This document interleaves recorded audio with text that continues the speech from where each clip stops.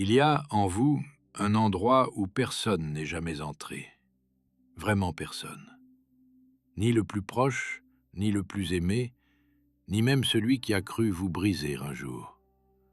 Depuis le tout premier jour de votre vie, cet endroit est resté intact, et il le restera jusqu'au dernier. Aucun mot n'y est jamais descendu, aucune trahison n'y a laissé sa marque. Seulement voilà, vous l'avez sans doute oublié. Vous avez passé des années à monter la garde sur le seuil, à parer les coups un par un, à bout de bras, persuadé qu'il fallait défendre l'entrée coûte que coûte. Et pendant tout ce temps, la seule pièce que rien ni personne ne peut atteindre se tenait juste derrière vous, à vous attendre. Je voudrais vous y conduire, vous montrer le chemin, et vous laisser pour une fois dans le seul lieu au monde où plus rien ne peut vous toucher. Et le chemin pour y aller va peut-être vous surprendre, parce qu'il va à rebours de tout ce qu'on vous a appris. On vous a répété qu'il fallait vous endurcir, vous blinder, ressentir moins pour qu'on ne vous atteigne plus. Et pourtant, c'est le geste exactement inverse qui ouvre cette porte. Lequel ? Je vous le montrerai tout à l'heure, et vous verrez, c'est presque trop simple. Vous n'aurez rien d'autre à faire que de rester là, à écouter. Vous allez écouter, et votre corps va se relâcher tout seul. C'est déjà le calme qu'on est venu chercher ici. Je ne vais pas vous promettre que ça réglera tout d'un coup. Ce serait vous mentir, et il y a déjà bien assez de gens pour vous mentir. Ces choses-là deviennent seulement plus familières chaque fois qu'on y revient, comme un chemin qu'on finit par connaître par cœur à force de le prendre. Alors revenez, d'autres fois, le temps que ce chemin devienne tout à fait le vôtre. Posez simplement ce que vous avez porté aujourd'hui. On a tout le temps qu'il faut. Parlons d'abord de ce qui vous atteint. Parce qu'avant de trouver l'endroit où l'on est tranquille, il faut regarder en face, sans se mentir, l'endroit où, en ce moment, on ne l'est pas. Vous connaissez cette porosité. Vous traversez une journée correcte, vous tenez, vous faites ce qu'il faut, et il suffit d'un signal minuscule pour que tout votre intérieur change de couleur. Un message lu et laissé sans réponse. Le ton d'une voix qui ne vous visait peut-être même pas. Une porte fermée un peu plus fort que d'habitude. 3 fois rien.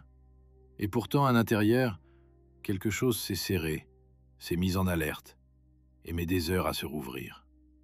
Vous l'avez sans doute remarqué, ces petits chocs ne restent pas dehors. Ils entrent. Et ce qui est troublant, c'est la vitesse à laquelle ils trouvent le chemin du centre. Comme s'il n'y avait, entre le dehors et le plus intime de vous, aucune porte, aucun mur, rien pour les ralentir. Je ne vais pas vous dire que c'est dans votre tête. Ce serait faux.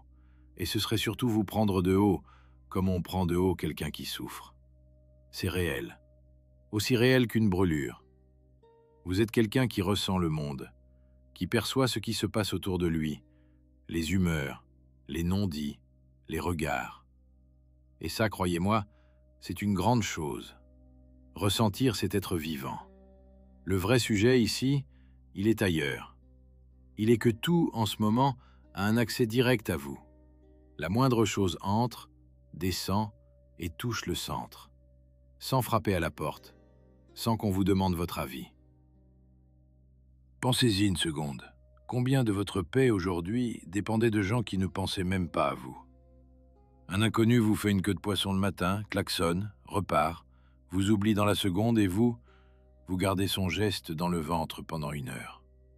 Quelqu'un, quelque part derrière un écran, écrit une phrase méchante sous une vidéo et vous y repensez encore des heures après, en vous brossant les dents. La personne que vous aimez tarde à répondre et tout un échafaudage de scénarios se construit dans votre poitrine, des scénarios qui n'existent nulle part ailleurs que là. Votre tranquillité est posée dehors, en équilibre sur le rebord de la fenêtre, et le premier vent venu la fait tomber. Et le plus troublant, c'est que ça ne marche pas que dans un sens. Quand on est ainsi exposé, ouvert à tous les coups, même le bien a du mal à entrer. On vous fait un compliment et vous le balayez, vous cherchez l'arrière-pensée, vous n'arrivez pas à le recevoir. Vous êtes tellement occupé à parer les flèches que vous ne voyez plus passer les mains tendues. La surface, à force d'être frappée, ne sait plus faire la différence entre une pierre et une caresse. Elle se hérisse à tout. On a tous connu ça. Je crois même que c'est l'une des fatigues les plus profondes qu'on puisse porter. Pas la fatigue du corps, celle qui passe avec un peu de repos. La fatigue d'être atteignable en permanence, d'être en quelque sorte à la merci. À la merci d'un ton, d'une absence, d'un sourcil qui se lève. On a beau se reposer, cette fatigue-là reste là, intacte, parce qu'elle ne vient pas de ce qu'on a fait, elle vient de ce qu'on a encaissé, en silence, toute la journée, sans jamais déposer les armes. Et l'on finit par organiser toute sa vie autour de ça. On évite certaines personnes. On choisit ses mots à l'avance pour ne pas provoquer la remarque qui blessera. On relit 3 fois un message avant de l'envoyer. On rafraîchit l'écran pour voir si l'autre a répondu et si la petite mention « Vu » est apparue sans réponse en dessous, c'est toute la journée qui bascule. On vit, sans toujours s'en rendre compte, recroquevillé, sur la défensive. Et vivre sur la défensive en permanence, c'est épuisant. C'est même une forme de prison. Une prison dont les murs sont faits de tous les gens, connus ou inconnus, qui pourraient à n'importe quel instant nous atteindre. Alors voici la question que je voudrais poser avec vous, ici, tout doucement. Et s'il existait, en vous, un endroit que rien de tout cela ne peut atteindre? Pas un endroit que vous fabriqueriez maintenant à la force du poignet, un endroit qui est déjà là et que vous avez simplement oublié. Un endroit d'où, désormais, vous pourriez croiser la remarque, le silence, le regard de travers et les laisser passer comme on regarde la pluie tomber derrière une vitre. Présent, réel et incapable de vous mouiller. Cet endroit existe. Des hommes l'ont trouvé il y a très très longtemps et ils en ont laissé l'adresse. On va y aller ensemble, vous et moi. Mais avant, il faut écarter une fausse route. Parce que presque tout le monde, quand il cherche à ne plus être atteint, prend cette fausse route. Et vous l'avez peut-être prise, vous aussi. Moi, je l'ai prise longtemps. La fausse route, c'est l'armure.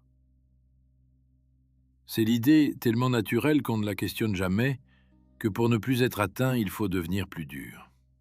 Se construire une carapace, ressentir moins. Se dire un jour, après une blessure de trop, c'est fini. À partir de maintenant, je ne laisse plus rien m'atteindre. Vous vous êtes peut-être dit ça, je me souviens, moi, de l'avoir dit, avec une sorte de soulagement, comme on claque une porte sur une pièce trop froide.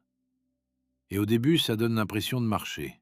On serre les dents, on garde un visage lisse, on répond « ça va » d'un ton qui ferme la conversation. On apprend à ne rien montrer, on devient, vu de l'extérieur, quelqu'un qu'on n'atteint pas facilement, quelqu'un de solide, à qui rien ne semble faire d'effet. Mais regardez ce qui se passe en dessous. L'armure, vous la portez, du matin au soir, et elle pèse.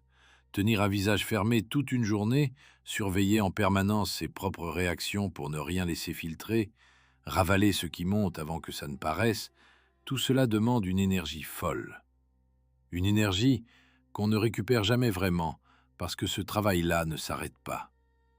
Vous rentrez chez vous épuisé, sans avoir rien fait d'autre que vous tenir. Comme un soldat qui aurait gardé son armure toute la journée, sans bataille, juste au cas où. Et le poids, à la fin, fait plus de mal que les coups qu'il était censé arrêter. Il y a pire. Cette armure, au fond, vous le savez, n'arrête pas grand-chose. Le mot a quand même atteint quelque chose en vous, sinon vous n'y repenseriez pas des heures après. La remarque est passée à travers le métal. Le silence a fait son travail, tranquillement, derrière la façade. Vous avez l'air intouchable, et à l'intérieur, ça résonne autant qu'avant, parfois plus fort, parce que maintenant, vous êtes seul avec, sans même pouvoir le dire à personne. L'armure ne vous a pas rendu invulnérable. Elle vous a rendu fermé. Et quand on est fermé, on encaisse en silence, là où, avant, on pouvait au moins respirer un peu, en parler, pleurer même. Et l'armure a un coup qu'on oublie presque toujours. Elle tient les coups dehors, c'est vrai, mais elle tient la vie dehors avec eux. Le soldat enfermé dans son métal ne sent plus le soleil sur sa peau. Celui qui s'est barricadé pour qu'aucune main ne le blesse découvre un jour qu'aucune main ne peut plus non plus le caresser. Il a voulu se protéger des autres et il s'est protégé de tout, y compris de ce qui faisait du bien. La carapace ne fait pas le tri, elle ferme. Et c'est ainsi qu'on se retrouve, des années plus tard, seul derrière sa muraille, fatigué d'avoir tant tenu, et toujours aussi facile à blesser dès qu'une personne enfin réussit à s'approcher. La muraille a tenu le monde à distance. Elle n'a jamais protégé le centre, parce qu'elle était au mauvais endroit. C'est ça le détail que presque personne ne remarque. L'armure se met sur la surface. Elle se pose à l'endroit exact où arrivent les coups. Elle ajoute de l'épaisseur, oui, mais juste là, sur la ligne du choc. Vous, tout entier, vous restez exposé là où ça frappe. Vous avez seulement rajouté du métal par-dessus la plaie. Et un jour ou l'autre, quelqu'un trouve l'interstice, et le coup passe, et il fait d'autant plus mal qu'on s'était cru à l'abri. Alors il faut chercher ailleurs. Pas une armure plus épaisse, pas une carapace mieux faite, un autre endroit tout simplement. Un endroit qui ne serait pas sur la ligne des coups. Et c'est là que les anciens ont fait une découverte qui, encore aujourd'hui, des siècles plus tard, me paraît d'une beauté à couper le souffle. Ils ont compris que cet endroit ne se construit pas, il se rejoint. Il est déjà là en vous, et il l'a toujours été, intact, depuis le tout premier jour. On va y descendre maintenant, doucement. Et pour ça, il va falloir faire le geste exactement inverse de celui de l'armure. Au lieu d'ajouter par-dessus, vous allez retirer en dessous. Au lieu de vous couvrir, vous allez descendre. Reprenez votre souffle là, tranquillement. On arrive à l'endroit qui compte. Voici ce que les stoïciens ont vu il y a 2000 ans et que je trouve encore aujourd'hui d'une justesse qui désarme. Il y a dans votre vie deux sortes de choses, et presque tout le secret tient dans la différence entre les deux. Il y a, d'un côté, les choses que le monde peut atteindre. Votre corps, votre confort, votre réputation, votre place, ce que les gens disent de vous quand vous n'êtes pas là, ce qu'ils pensent, ce qu'ils vous donnent ou vous reprennent. Toutes ces choses-là sont dehors.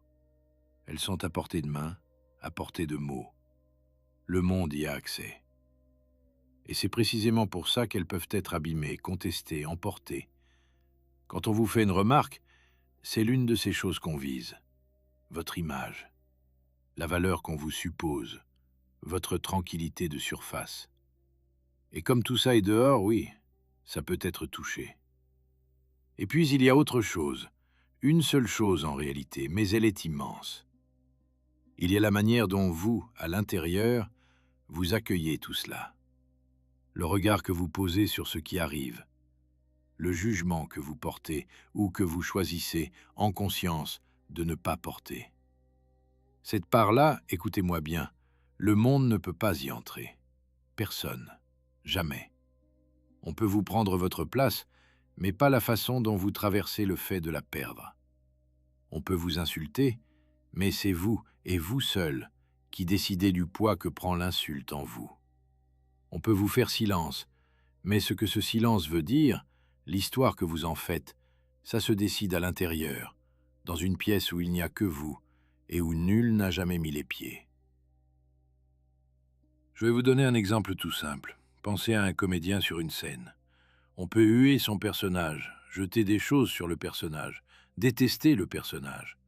Tant que l'homme derrière sait qu'il joue un rôle, rien de tout cela ne l'atteint vraiment.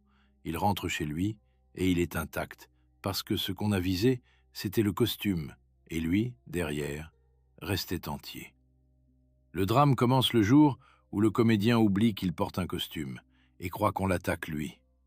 Eh bien, nous passons nos journées à confondre les deux. On nous critique un travail et on entend qu'on nous critique nous. On rejette une de nos idées et on se sent rejeté, soit. On vise le costume et c'est le cœur qui saigne, parce qu'on a oublié qu'on portait un costume. Arrêtez-vous une seconde sur cette idée. Laissez-la descendre, parce qu'elle change la forme de tout. Tout ce qu'on peut vous prendre ne vous a jamais vraiment appartenu. Ça vous était prêté. Le regard des autres, leur approbation, votre confort, votre rang, Tout cela, vous le teniez en location, et une part de vous l'a toujours su. C'est même pour ça que vous serriez si fort, que vous aviez si peur de le perdre. Au fond, vous saviez que ça pouvait partir d'un instant à l'autre, comme tout ce qui ne nous appartient pas en propre. Mais l'endroit d'où vous regardez le monde, lui, est à vous depuis le premier souffle, et personne, jamais, n'a pu y entrer. Aucun mot n'y est descendu, aucun silence n'y a creusé. Il est intact. Il a traversé toutes vos blessures sans une égratignure, parce qu'aucune blessure n'a jamais su le chemin. Voilà l'endroit, voilà le lieu dont je vous parlais au tout début. Une pièce qui était là depuis toujours, au centre de vous, et dont vous aviez juste cessé de pousser la porte, parce que vous étiez bien trop occupé à défendre le perron contre des gens qui, de toute façon, ne pouvaient pas entrer. Je vais vous donner une image. Gardez-la avec vous, aujourd'hui et les jours d'après, parce qu'elle dit à elle seule tout ce que je voudrais vous laisser. Pensez à un lac, un grand lac, sombre, au petit matin. La surface reçoit tout ce qui vient du ciel. La pluie la crible de petits points. Le vent la hérisse, la couvre de rides nerveuses. Et si quelqu'un depuis la rive jette une poignée de cailloux, elle se brise aussitôt en 1000 cercles qui s'entrechoquent. La surface est agitée, frappée, blessée 1000 fois par jour. Elle ne connaît pas un instant de repos. C'est là que vous avez vécu jusqu'à présent, à la surface, à l'endroit exact où tombe tout ce qui tombe. Mais descendez, descendez de quelques mètres seulement, sous la surface, et là, tout change. Les cailloux qu'on lance là-haut n'arrivent jamais jusqu'ici. Ils perdent leur force bien avant et coulent, lents, inoffensifs, comme des feuilles mortes. La pluie ne se sent pas, le vent n'existe plus. L'eau est immobile, claire, fraîche, et le tumulte de la surface, vu d'en bas, n'est plus qu'une lumière qui tremble, très loin au-dessus, presque belle. Le fond du lac ne sait même pas qu'il pleut. Ce fond, c'est vous. C'est la part de vous que rien n'atteint. Elle n'a besoin d'aucune armure parce qu'aucun caillou ne descend jusqu'à elle. Et ce que les anciens ont compris, ce qu'ils nous ont transmis, c'est qu'on peut apprendre à y vivre, à ne plus passer toutes ces journées en haut, ballotté par chaque chose qui tombe, mais à se tenir calmement, un peu plus bas, et à regarder la surface s'agiter au-dessus de soi, de loin, sans être emporté avec elle. Le plongeur en apnée connaît ce passage. Les premières fois, il lutte, il veut remonter, la surface lui manque. Et puis un jour, il se laisse descendre, et il découvre, sous l'agitation, cette eau immense et calme qui était là depuis toujours, et il comprend qu'il n'avait jamais vu que le dessus. Je vais être tout à fait honnête avec vous, parce que je crois qu'on chemine côte à côte ici, et que je ne suis pas arrivé avant vous. Je n'habite pas le fond du lac tous les jours, loin de là. Certains jours, un mot de travers me garde à la surface pendant des heures, à refaire dans ma tête des conversations qui n'auront jamais lieu. J'apprends encore, un pas à la fois. Mais j'ai senti parfois ce que ça fait de descendre, ne serait-ce que quelques minutes au creux d'une journée difficile. Et croyez-moi, une fois qu'on a goûté ce silence-là, ce calme qui ne dépend de personne, on sait qu'il est réel. On sait qu'il existe une profondeur sous nos pieds. Et on sait qu'elle nous attend, patiemment, chaque fois qu'on voudra y revenir. Maintenant, je voudrais vous tendre quelque chose, un objet presque, une preuve que cet endroit existe et qu'on n'est pas, vous et moi, en train de nous bercer d'une jolie histoire pour nous rassurer. Imaginez un homme assis à une table, en train d'écrire une lettre à un ami. Il y a presque 2000 ans de cela. Et il a un problème très concret, un problème que vous connaissez sûrement. Il n'arrive pas à s'isoler du bruit. Parce qu'il loge en ce moment juste au-dessus d'un établissement de bains publics. Et des bars romains, croyez-moi, ça n'a rien d'un endroit paisible. Tout le vacarme de la ville semble s'y donner rendez-vous, et il monte vers lui à travers le plancher. Sous ses pieds, des hommes soulèvent des poids et grognent à chaque effort. Le masseur abat ses mains à plat sur les dos et chaque claque résonne. Un homme chante à pleine voix dans l'eau parce qu'il aime s'entendre. Un autre plonge dans un grand fracas d'éclaboussures. On attrape un voleur à la tire, il hurle. Et par-dessus tout cela, les marchands ambulants lancent leurs cris, le vendeur de gâteaux, le marchand de boissons, chacun couvrant la voix du voisin pour vendre sa marchandise. Voilà au milieu de quoi cet homme essaie de penser. Et ce qu'il écrit à son ami ce jour-là, c'est exactement ce que je voudrais vous laisser.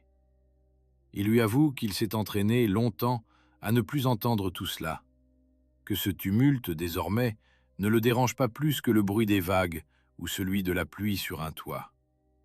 Et il en tire une leçon toute simple. Le calme de l'âme ne dépend pas du silence du dehors. On peut le chercher dans une maison isolée, au fond des montagnes, et le manquer complètement. On peut le trouver au-dessus du plus bruyant des marchés. Parce que le vrai calme ne loge pas dans l'oreille. Il se tient plus bas, à un endroit où le bruit, justement, n'a jamais su descendre. On continue. C'est fini pour ce passage. Cet homme, peut-être l'avez-vous reconnu. Il s'appelle Sénèque. Il a la fortune, les grands domaines et l'oreille de l'empereur en personne. Et le voilà qui prend la peine d'écrire longuement à un ami pour lui expliquer comment ne pas se laisser entamer par le tapage d'une rue. Parce qu'il a compris, lui, que c'était ça, la vraie affaire d'une vie. Bien plus que les domaines, bien plus que la fortune, cette pièce à l'intérieur où le monde n'entre pas. Et il a passé sa vie à creuser cette idée. Il a même écrit un traité entier pour défendre une thèse qui, la première fois qu'on l'entend, paraît presque insensée. Que l'homme intérieurement droit ne peut pas, au fond, recevoir de blessures. Qu'on peut lui prendre ses biens, salir son nom, lui ôter sa liberté même, et que la part essentielle de lui restera, elle, hors d'atteinte. Il y a un mot qu'il emploie pour désigner cette part-là, et je voudrais le déposer en vous, parce que c'est exactement le mot que vous étiez venu chercher sans le savoir. Il l'a dit « inviolable », ce qui veut dire ce que nul coup ne peut entamer, ce qu'aucune main ne peut forcer, imprenable, intouchable. Et il livre le secret de la manœuvre en une idée que je voudrais que vous gardiez aussi. Une offense, dit-il, ne vous atteint vraiment que si vous y consentez. Tant que vous ne ratifiez pas le coup au-dedans, tant que vous ne vous dites pas « on m'a fait du tort », le tort n'existe pas encore. Pensez à ce que ça veut dire. La remarque de tout à l'heure, le silence, le regard, ils n'ont aucun poids en eux-mêmes. Le poids, c'est le jugement que vous posez par-dessus. C'est grave, on m'a manqué de respect. Ça prouve que je ne vaux rien. Retirez ce jugement, et il reste un simple événement, plat, sans force, un caillou qui tombe et qui coule. Le pouvoir qu'on a sur vous, c'est vous qui l'accordez, tout en haut, à la surface. En bas, personne ne vous l'a jamais arraché. Et pesez bien d'où ça vient. Cet homme avait, sous la main, à peu près tout ce que le monde peut offrir, et il savait, mieux que quiconque, que rien de tout cela ne met à l'abri. Les puissants tremblent autant que les autres, souvent davantage, parce qu'ils ont plus à perdre. Le seul lieu vraiment imprenable, le seul, c'est cette pièce intérieure où l'on se retire, le fond du lac. Et il y retournait sans cesse, comme on rentre enfin chez soi après une longue journée passée dehors, dans le bruit. Il n'était pas seul à connaître le chemin. D'autres l'avaient pris avant lui, et d'autres le prendraient après. Il y avait eu, par exemple, un homme né esclave, qui avait grandi sous la main d'un maître et qui boitait toute sa vie d'une jambe qu'on lui avait brisée. Un homme à qui l'on avait, au sens le plus brutal qui soit, tout pris. Sa liberté, son corps, son nom. Et c'est cet homme-là, justement, qui enseignait, plus libre à l'intérieur que tous les hommes libres de son temps, que rien de ce qui nous arrive ne peut nous atteindre vraiment sans la permission que nous lui donnons. On raconte que, lorsqu'un maître lui tordait la jambe au point de la rompre, il avait dit, calmement, sans hausser la voix, « Tu vas la casser. » Et quand elle s'était cassée, je te l'avais dit. « Vous pouvez enchaîner ma jambe, disait-il en somme, mais pas ma volonté. Vous pouvez me jeter en prison, mais vous ne me ferez pas descendre, moi, sous la surface, là où je me suis retiré une fois pour toutes. » Il avait compris dans sa chair que la part la plus profonde d'un homme ne s'achète pas, ne se brise pas, ne se confisque pas. Et il y avait eu, avant et après, des soldats. De simples soldats qui, la veille d'une bataille, se redisaient quelques phrases apprises, toujours les mêmes, moins pour s'exciter au combat que pour descendre eux aussi sous la peur et affronter le lendemain le cœur immobile. Une longue chaîne d'hommes et de femmes à travers les siècles qui se sont transmis de bouche à oreille, de carnet en carnet, une adresse, l'adresse de la pièce du fond. Et ici, sans bruit, c'est cette adresse que je vous transmets à mon tour. Je voudrais m'arrêter un instant sur la beauté de tout cela, parce qu'on parle souvent du stoïcisme comme d'une affaire dure, sévère, une discipline de gens qui serrent les mâchoires et refoulent leurs larmes. Et c'est l'opposé de ce que je ressens, ici, en vous parlant de ces hommes. Il y a dans le geste de Sénèque qui, au beau milieu d'un vacarme à rendre fou, retire tranquillement son attention du dehors et la repose en lui-même, dans cette pièce que tout le tapage du monde ne peut pas atteindre, une douceur immense, une majesté tranquille. Et regardez ce qu'il est allé chercher, la liberté de ne plus dépendre de ce qui le menaçait, rien de plus. Et il l'a trouvé avec presque rien, une simple pensée juste, tenue fermement entre deux doigts comme on tient une flamme dans le vent. Je crois sincèrement que c'est l'une des plus belles choses que l'être humain ait jamais accomplies. Apprendre, avec rien, sans armes, sans richesse, à devenir hors d'atteinte. Et cette beauté-là, écoutez-moi, n'est réservée à personne, ni aux empereurs, ni aux sages, ni aux hommes d'un autre temps. La même pièce, exactement la même, est en vous. Vous y êtes né. Vous l'avez seulement laissée dans l'ombre le temps de quelques années d'orage. Alors comment on y descend concrètement, vous et moi, dans nos vies à nous? Parce que nos vies ne se passent pas sous des tentes au bord de fleuves gelés. Elles se passent dans des cuisines, des bureaux, des voitures arrêtées au feu rouge, des salles d'attente, des trajets où l'on fixe un écran sans vraiment le voir. On y descend par un seul geste, tout simple, mais qu'il faut répéter. Le geste de reconnaître à chaque coup ce qui est surface et ce qui est fond. Demain, quelqu'un vous fera une remarque, c'est presque certain. Et à l'instant où vous sentirez monter la vieille chaleur, ce petit serrement à la gorge, cette envie de vous défendre ou de rejouer la scène pendant des heures, vous aurez le temps, juste le temps, de vous poser une question. Cette chose qu'on vient de viser, est-elle à la surface ou au fond? L'image que cette personne a de moi, mon confort, le fait d'avoir le dernier mot, ma place dans son estime. Surface. Tout cela, surface. Ça flotte là-haut, ça peut s'agiter un moment, et rien de tout cela n'est moi. Et la valeur que je décide d'accorder à sa remarque, la façon dont je choisis de rester droit, le regard que je pose sur lui sans me laisser entamer, ça, c'est le fond. Et personne ne descend jusqu'au fond. Prenons un cas que vous connaissez. Vous écrivez un long message à quelqu'un qui compte, vous y mettez du soin, un peu de vous, et la réponse arrive « OK ». 2 lettres, rien d'autre. À la surface, l'eau se brise aussitôt en 1000 cercles. Pourquoi ce ton? Qu'est-ce que j'ai fait? Est-ce qu'on m'en veut? Toute une journée peut y passer. Mais regardez bien, ce « OK » a touché quoi exactement? L'idée que vous vous faites de votre lien avec cette personne, votre besoin d'être rassuré, votre confort, surface tout cela. Et le réel, le fond, vous ne le connaissez même pas. Peut-être que l'autre conduisait, peut-être qu'il pleurait, peut-être qu'il n'avait rien de plus à dire à ce moment-là. Vous avez construit une tempête entière à partir de 2 lettres, et vous l'avez construite à la surface, alors qu'en dessous, l'eau n'avait pas bougé d'un cil. Les silences, eux, vont chercher plus bas, et je ne vais pas faire semblant du contraire. Le silence d'un enfant qui a grandi, qui ne vous raconte plus rien, qui répond par monosyllabes et remonte dans sa chambre. Là, je ne vais pas faire semblant. Ça touche profond. Et c'est juste que ça touche. L'amour qu'on porte à ses proches passe la surface, et c'est très bien ainsi, on ne voudrait pas qu'il en soit autrement. Mais même là, il y a une part qui reste surface. Le récit qu'on se fait, il ne m'aime plus, j'ai tout raté. L'histoire catastrophe que l'esprit fabrique tout seul. Cette histoire-là, vous pouvez la laisser en haut, garder l'amour qui est profond et laisser flotter la panique qui est de surface. Descendre un peu pour aimer mieux sans vous noyer.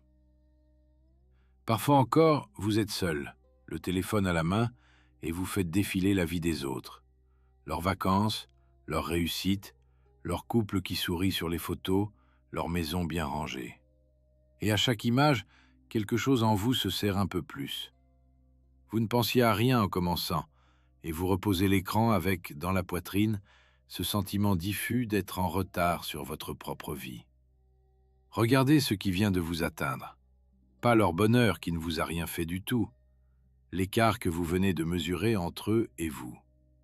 Et cet écart-là n'existe nulle part ailleurs que tout en haut, dans la comparaison que vous venez vous-même de fabriquer, image après image. Personne ne vous l'a imposé. Il s'effacera tout seul dès que vous cesserez de l'alimenter. Le fond, lui, ne compare pas. Le fond ne sait même pas ce que veut dire le mot retard. Le lendemain, au travail, vous proposez une idée devant tout le monde, et quelqu'un la balaie d'une phrase, avec ce petit sourire en coin. Un silence suit, et vous sentez le rouge monter, l'envie de vous justifier ou celle de disparaître sous la table. Toute la journée, peut-être toute la semaine, vous y reviendrez. Mais qu'a-t-on visé, là? Votre idée et l'image de vous devant les autres. Tout cela flotte en haut. Votre compétence réelle, ce que vous savez faire, ce que vous valez vraiment, rien de tout cela n'a bougé d'un cheveu pendant que l'autre parlait. Il a ridé l'eau du dessus le temps d'une phrase, et c'est déjà retombé. Le calme en dessous n'a rien entendu. Et il y a parfois plus lourd, la trahison d'une personne en qui vous aviez mis votre confiance. Le jugement injuste de quelqu'un qui ne sait rien de ce que vous avez traversé. Là, la surface est carrément soulevée par la tempête, retournée de fond en comble. Et je ne vais pas vous dire de descendre comme on claque des doigts. Ça prend du temps. Ça prend des semaines. Mais même au cœur de la tempête, il y a une chose que personne ne vous a prise. La façon dont vous allez traverser ça. Votre droiture. Votre douceur si vous décidez de la garder. La personne que vous choisissez d'être malgré. Ça, c'est le fond, et la trahison la plus lourde n'y descend pas. Elle ravage la surface, et le fond reste à vous, intact, prêt à vous accueillir quand vous serez prêt à y redescendre. Je ne vous dis pas que les remarques ne vous feront plus rien. Ce serait, encore une fois, vous mentir, et je ne suis pas là pour ça. Vous les sentirez. La surface se ridera, c'est normal, c'est humain, l'eau bouge toujours un peu quand on jette une pierre. Mais vous saurez, vous, que ça reste en haut. Et savoir cela, déjà, c'est ne plus être emporté. C'est la différence entre quelqu'un qu'une vague renverse parce qu'il est debout dans l'écume, à bout de bras, et quelqu'un qui voit la même vague passer au-dessus de sa tête parce qu'il a appris tout simplement à se tenir un peu plus bas. Ce geste, vous le ferez mal au début. Vous oublierez. Vous repartirez à la surface 10 fois par jour, emporté par un mot, un regard, une notification, et vous vous en rendrez compte seulement plus tard, fatigué, en repensant à la journée. Ce n'est pas grave, je vous assure. Personne ne vit au fond en permanence, pas même les plus grands. Sénèque lui-même se le rappelait sans cesse, justement parce qu'il l'oubliait lui aussi, dès qu'il retombait dans le bruit du monde. Le retour à la surface, personne ne vous le reprochera, surtout pas moi. C'est seulement la preuve que vous êtes vivant et que le monde autour de vous existe pour de vrai. Ce qui change désormais, c'est que vous connaissez le chemin du retour. Vous savez qu'il y a un bas. Et un homme qui sait qu'il y a un bas ne se noie plus tout à fait de la même manière. Même quand il boit la tasse, il sait dans quelle direction se trouve le calme. Maintenant, je voudrais vous confier quelque chose, et je vais vous demander de le garder pour vous. Il y a une phrase toute simple, que vous pourrez vous dire, à l'intérieur, sans bouger les lèvres, à l'instant exact où quelque chose vous atteint et où vous sentez la surface se briser. Une phrase qui, en quelques mots, vous rappellera où est votre vraie place. La voici. Quand le mot, le silence, le regard arrivera, dites-vous doucement, juste pour vous, ils n'ont touché que la surface. Ils n'ont touché que la surface. Le fond est intact. le fond est à moi. Gardez cette phrase pour vous. Ne la dites à personne. Faites-en votre secret, votre porte dérobée, le mot de passe d'une pièce dont vous êtes le seul à posséder la clé. Quand vous serez en réunion et qu'une remarque tombera devant tout le monde, quand vous lirez un message qui pique, quand le silence de quelqu'un commencera à creuser sa galerie dans votre poitrine, vous vous direz ces quelques mots, en silence, derrière votre visage tranquille. Et vous descendrez d'un cran. Et personne, autour de vous, ne saura que vous venez à l'instant même de rentrer chez vous. C'est cela, au fond, devenir intouchable. Une retraite qu'on garde secrète, là où les autres s'épuisent à dresser des murs qu'on voit de loin. Nous arrivons au bout, vous et moi. Et avant de vous laisser, je voudrais qu'on retourne une dernière fois au bord de ce lac, ensemble. Pensez à la surface, à tout ce qui la frappe en ce moment même dans votre vie. Les mots de travers, les silences, les regards, les nouvelles du monde, les visages qui déçoivent et ceux qui manquent, la pluie qui tombe sans discontinuer, le vent qui ne se repose jamais, les cailloux que les autres lancent sans même savoir qu'ils les lancent. Voilà la surface. Elle est agitée, elle l'a toujours été, elle le sera toujours. Et vous pouvez la laisser tranquille désormais.